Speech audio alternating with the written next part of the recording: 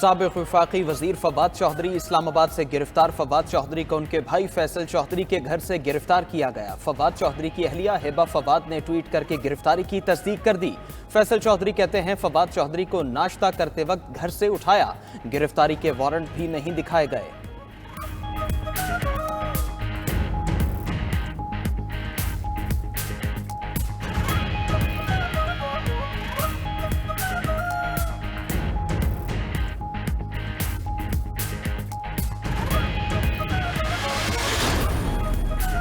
Corruption کا case, عدالت نے اسد قیصر کا جوڈیشل ریمانڈ دے دیا۔ جوڈیشل مجسٹریٹ قدرت اللہ نے محفوظ فیصلہ سنایا۔ رہنما تحریک انصاف اسد قیصر کو گزشتہ روز گرفتار کیا گیا تھا۔ دوسری جانب پرویز الہی کی مقدمے سے ڈسچارج کرنے کا فیصلہ معطل کرنے کے خلاف اپیل۔ پرویز الہی کی سنگل بینچ کے فیصلے کے خلاف انٹرا کورٹ اپیل سماعت کے لیے مقرر۔ لاہور ہائی کورٹ کا 2 رکنی بینچ 7 نومبر کو اپیل پر سماعت کرے گا۔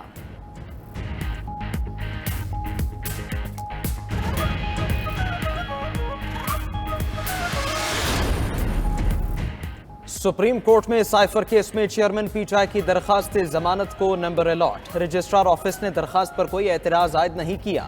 دوسری جانب نیب ترامیم کیس میں سپریم کورٹ نے چیئرمین پی ٹی آئی کو عدالت پیش ہونے کا موقع دے دیا۔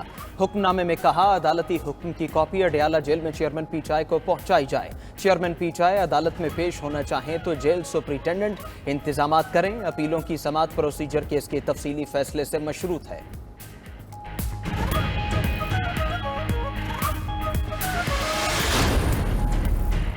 سینیٹر اسحاق ڈار مسلم لیگ نون کے الیکشن سیل کے چیئرمین مقرر۔ اسحاق ڈار کی تعیناتی سے انتخابی سرگرمیوں میں تیزی آئے گی۔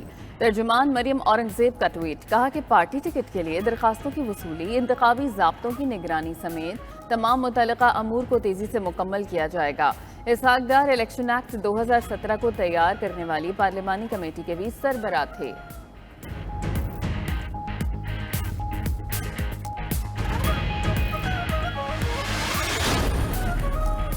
عوام کو حق حکمرانی ملتا ہے تو گراس روٹ کی سطح تک مسائل حل ہوتے ہیں۔ سابق صدر آصف علی زرداری کی پارٹی رہنماؤں سے بات چیت، کہا پاکستان پیپلز پارٹی عوامی جماعت ہے، ہر دور میں عوامی راج کے نفاذ کے لیے کام کیا۔ پیپلز پارٹی نے ہر دور میں ملک کو بحرانوں میں سنبھالا۔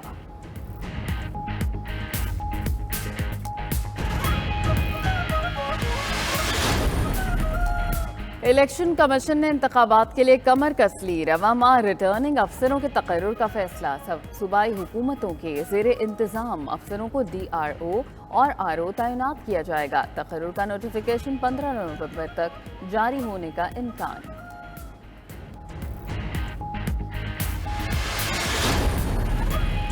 آئی ایم ایف کا ٹیکس محصولات جمع کرنے کی رفتار پر عدم اطمینان۔ ایف بی آر کو اگلے 8 ماہ کے لیے 700 ارب روپے کا ٹاسک سونپ دیا۔ ٹیکس گزاروں کی تعداد 49 لاکھ تک بڑھانے کا پلان بھی مانگ لیا۔ ٹیکس دہندگان کی تعداد بڑھانے کے لیے عالمی بینک تعاون کرے گا۔ ایف بی آر 6 نومبر کو پیش رفت رپورٹ پیش کرے گا۔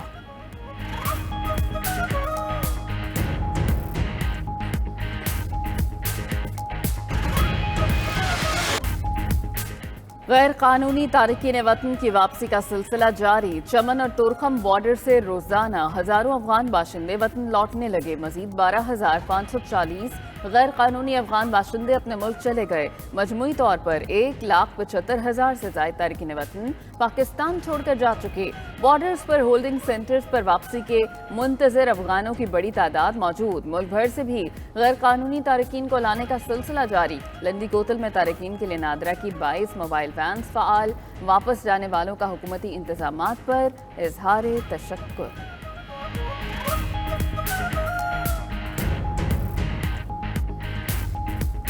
کوئی تکلیف نہیں ہے حکومت سے طرف سے، اپنے خوشی سے اپنا ملک پہ جانا ہے۔ سارے جو ہماری پڑوسیاں تھی، دوست تھے، سارے خفا تھے، رو رہے تھے کہ آپ لوگ نہیں جاؤ، ہم اپنی مرضی سے جا رہے ہیں۔ ہم خوش ہیں، آج تک ہمارے ساتھ تو کوئی غلطی بھی نہیں کی ان لوگوں نے، اس لیے ہم عزت سے نکل رہے ہیں۔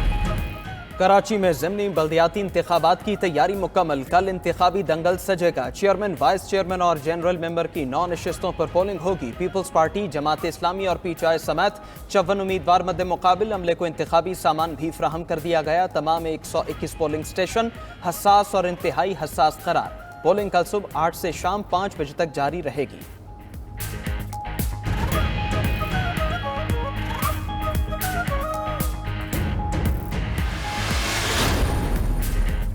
निगरान वज़ीर आला पंजाब के दिन रात दौरे लाहौर के 4 मेगा प्रोजेक्ट तकमील के करीब बेदियां रोड अंडरपास, अकबर चौक fly over, Shahdara fly overs और खालिद बट चौक अंडरपास नवंबर में ही खोल दिए जाएंगे। वज़ीर आला पंजाब मोहसिन नकवी गुज़श्ता रात गए भी घोड़ा चौक डिफेंस मोड़ फ्लाई ओवर पहुँच गए, मंसूबे पर काम का जायजा लिया, पेशरफ पर इजहार इत्मीनान किया।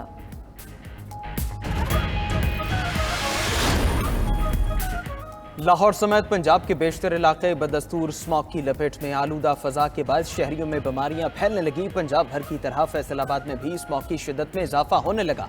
महकमा माहौलियात ने बढ़ती हुई स्मॉग की वजह से प्रोसेसिंग मिल्स को बंद करना शुरू कर दिया। सरगोधा में भी एयर क्वालिटी इंडेक्स 250 पर पहुंच गया। सरगोधा में स्टोन क्रशिंग इंडस्ट्री की वजह से आलूदगी में बड़ा इजाफा।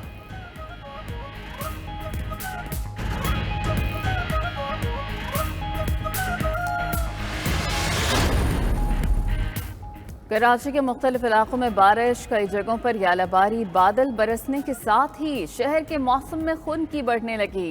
न्यू कराची, नया नाजिमाबाद, बहरिया टाउन, मोटरवे M9 और दीगर इलाकों में बारिश हुई।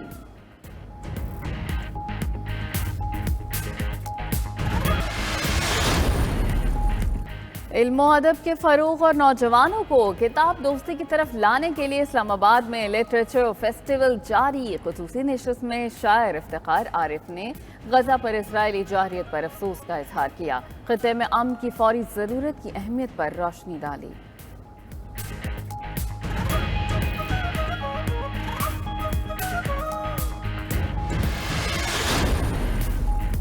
कराची आर्ट्स काउंसिल में 2 रोज़ा रंगारंग लतीफ़ फेस्टिवल का आगाज। फेस्टिवल में मुख्तलिफ सेशंस के साथ साथ मौसीकी का भी एहतिमाम।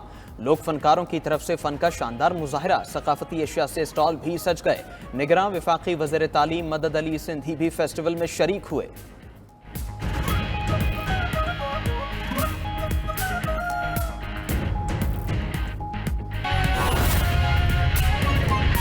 आगे बढ़े। पाकिस्तान में रवा साल 83% से ज़ायद कपास पैदा हुई, मगर किसानों को उनकी मेहनत की कीमत नहीं मिल रही।